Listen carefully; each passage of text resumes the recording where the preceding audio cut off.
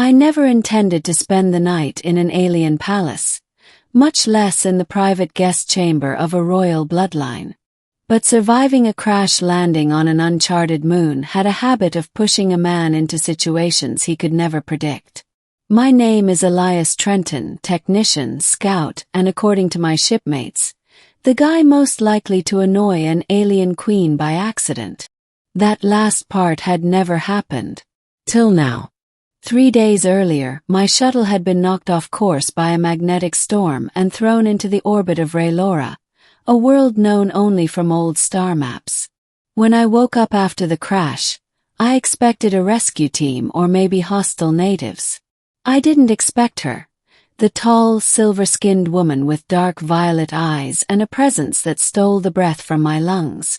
"Human," she said, kneeling beside the wreckage. "You live. Good."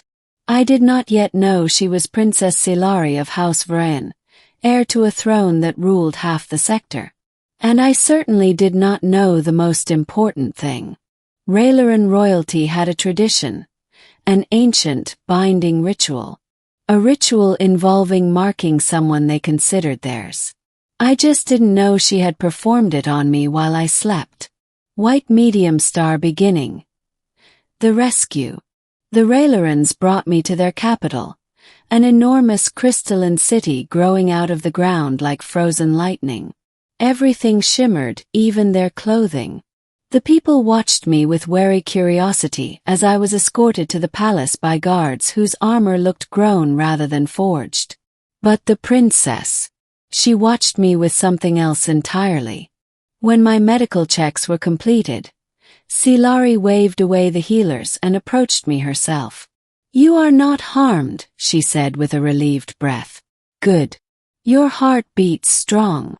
Thanks." She tilted her head, almost confused by my awkwardness. "You speak strangely for someone so brave." "I just survived a crash," I said. "Bravery wasn't really part of the plan. That is why it counts." Her smile was faint but warm. And I'll admit it, my pulse jumped a little.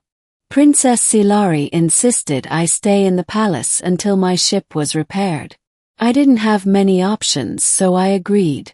The guest quarters she assigned me were larger than my entire apartment back on Earth. The bed looked like a mountain of soft, shimmering fabric. There was only one rule. "Do not wander the palace at night," she warned. "Rayloran rituals are sensitive. Outsiders must stay within their assigned chambers." I nodded, promising to follow the rules. But rules only help when you understand them. White medium star, the night that changed everything. I fell asleep quickly, exhaustion pulling me under. I dreamed of whispers, soft, musical and close. A hand brushed my forehead. Warm. Gentle. Something pressed lightly against my neck, like a warm kiss or a pulse of energy. I thought I was dreaming. I wasn't. Because when I woke up, the room glowed with a faint bluish light, and Princess Silari was sitting beside my bed. She wasn't touching me, but she was watching me, like someone watching over a fragile treasure. "Good morning, Elias," she whispered. I sat up, startled. What are you doing in here?" Her eyes softened. "Checking on you. Did something happen?" She took a slow breath, like she was choosing her words carefully. "Yes," she said. "Something important."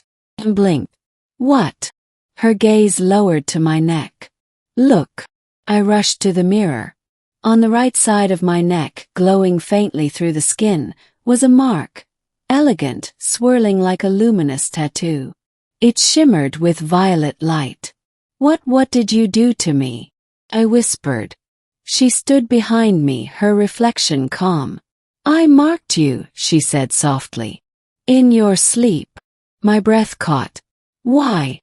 Her voice lowered, almost shy but steady. "Because human. I chose you. White medium star middle. The problem with being chosen." Silari guided me to a seat across from her. She kept her distance, not touching me again, but the air between us felt electric. "What does chosen mean on your world?" I asked, trying not to panic. She folded her hands in her lap. "On Laura, royalty must choose partners through instinct and energy resonance. Our biology calls to someone who matches us. If the instinct awakens, we feel compelled to claim." "Claim," I repeated. "That sounds a little terrifying," she guessed. "Possessive." She nodded, accepting the criticism without defense. "It is an ancient tradition, and it is not forced. If you refuse, the mark will fade within days." Blink. "It can." "Yes. Only acceptance makes it permanent. Only your agreement will complete the bond." I relaxed just a little. "So I'm not trapped?" "No," she looked genuinely pained. "Elias, I do not wish to trap you. I only—" She hesitated. "I only wanted you to be safe." I frowned. "Safe? From what?" Her expression darkened. "Not all on Laura wish a human to remain near the throne. Some fear contamination of the bloodline. Others fear the political implications. There are whispers. So the mark is protection." "Yes." Her voice grew fierce. "No one will dare touch someone I have claimed." I stared at the glowing mark in the mirror. "You marked me to keep me safe. And because," she said softly, "I felt the resonance." I swallowed. This beautiful, powerful alien princess had chosen me. Me, Elias, a technician with a habit of forgetting my tools. "Why me?" She met my gaze, unflinching. "When I saw you crawl out of the wreckage, bleeding yet smiling, I felt something inside me settle. Settle. Like fate had stopped searching." My heart thudded. She looked away then, embarrassed by her own intensity. But before I could respond, the palace alarms blared. "White medium star, the rebellion." Guards stormed through the halls, shouting. The ground trembled with distant explosions. Silari's face hardened. "They came sooner than I thought." "Who?" "Those who oppose my rule. They believe marking a human makes me unfit to lead." I stood up. "Then let's go.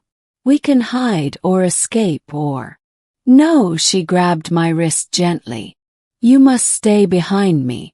Do not leave my side." The doors burst open and a group of armored rebels charged in. Their leader pointed a blade at Silari. "You broke tradition," he shouted. "You mocked an outsider. A fragile, unworthy." "Finish that sentence," she said coldly, "and I will break every bone in your body." He lunged at me first, hoping to kill the outsider and remove the controversy. But Silari moved faster than anyone I'd ever seen. She intercepted him with a glowing strike of energy that sent him crashing into the wall.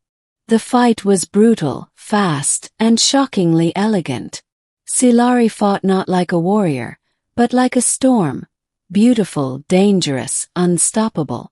When the last rebel fell unconscious, she turned to me, breathing hard. "Are you hurt?"